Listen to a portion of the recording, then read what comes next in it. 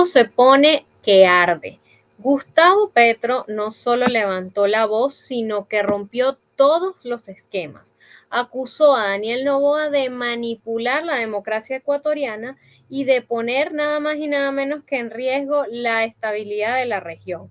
Lo llamó tirano sin pelos en la lengua. Desde Bogotá, el presidente lanzó una ofensiva que no dejó espacio para medias tintas.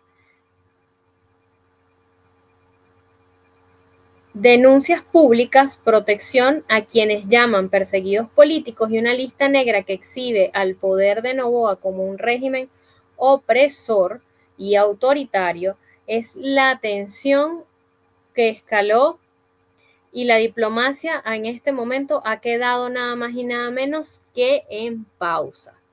¿Quieres saber cómo empezó todo esto? Aquí te lo contamos y para eso hemos preparado un material muy especial que me permito compartir con ustedes y con el que vamos a entender un poco más y va a profundizar al respecto de los detalles de toda esta noticia que le está dando la vuelta al mundo y que está poniendo en tensión las relaciones en el continente. La guerra entre Gustavo Petro y Daniel Noboa ya no es solo política, es un enfrentamiento de tamaño épico. Y es que uno dice que la voluntad popular está en juego y el otro se aferra al poder en medio de críticas feroces. Petro no tiene miedo y ya ha llamado tirano a su par ecuatoriano, alimentando un conflicto que parece mucho más allá de todo lo que todos esperamos. Con una jugada que sorprendió a todos, Petro decidió no quedarse callado. La estrategia fue atacar donde más le duele y tiene que ver con la legitimidad del proceso electoral en Ecuador. No solo se trata de votos, sino de la esencia misma de la democracia y Noboa, entendiendo que la manipulación de Noboa para mantenerse en el poder. Fue el 13 de abril de 2025 cuando los ecuatorianos fueron a votar y los resultados oficiales dieron la victoria de Noboa con más de un 10% de diferencia sobre Luisa González. Pero esas cifras solo encendieron la mecha, no la apagaron. La tormenta apenas comenzaba a desatarse.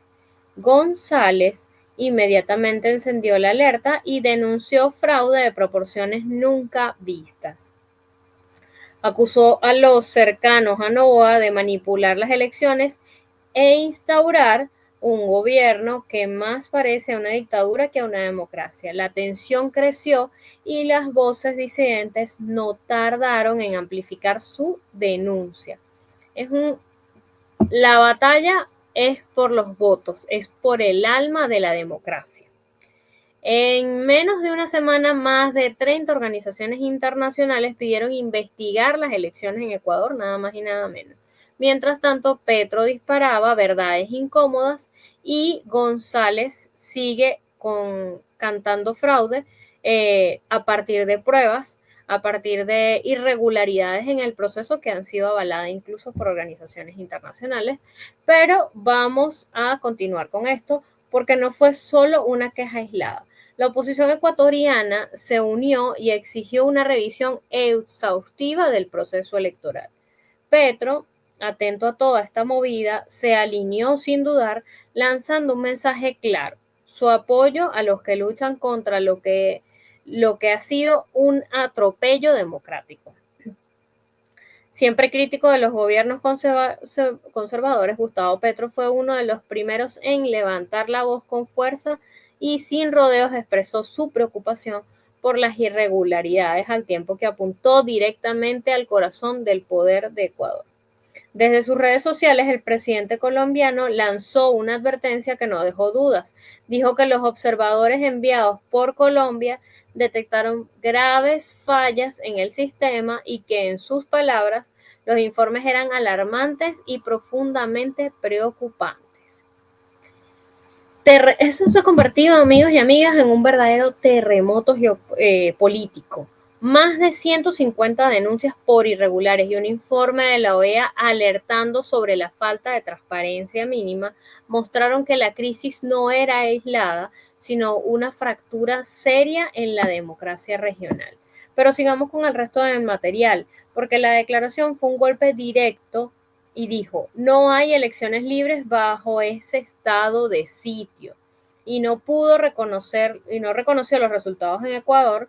Petro además desató una tormenta internacional con estas palabras, recordando que Noboa ya había cruzado la línea al invadir nada más y nada menos que la embajada de México, violando tratados internacionales. El respaldo de Petro a González fue más que simbólico. Su confrontación con Noboa dejó claro que no aceptará lo que consideran muchos una maniobra autoritaria bajo apariencia democrática. Además, su apoyo fue un gesto de cercanía con sectores sociales reprimidos por este régimen.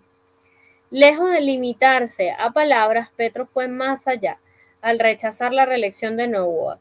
Eso fue solo el comienzo. La ofensiva buscaba incomodar, presionar y quizás aislar políticamente al nuevo gobierno ecuatoriano. La jugada era clara y todos estaban atentos.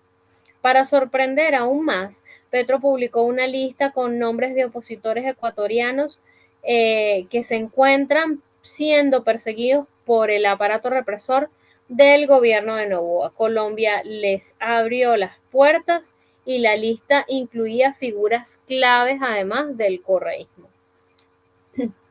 Aquí Petro no solo se quedó importante destacar que Petro no se quedó solo en las palabras, no, ofreció asilo concretamente a 25 opositores perseguidos, mientras organismos, ONGs, al tiempo denuncian violaciones sistemáticas en Ecuador, lo cual termina nada más y nada menos que respaldando la postura que ha tomado Petro. Pero vamos con la parte final de este material, porque entre ellos los asilados están, a los que se le ofreció el asilo, están Luisa González, Gustavo Borja y Andrés Arauz. Para Petro no eran solo víctimas, sino símbolos del deterioro democrático en Ecuador. La región se quedó en shock al ver esa ofensiva que parecía una declaración de guerra política. El impacto fue enorme, la lista no pasó desapercibida. Para los críticos del régimen de Noboa es un símbolo de resistencia para el gobierno ecuatoriano, una preocupación de un vecino que no respetaba la soberanía. La tensión fue en aumento y en medio de todo esto surgieron las dudas sobre el proceso electoral. Se decía que el ejército tuvo un control casi absoluto desde el resguardo hasta las mesas del conteo final. En ese escenario las sospechas solo crecían y el mundo observa.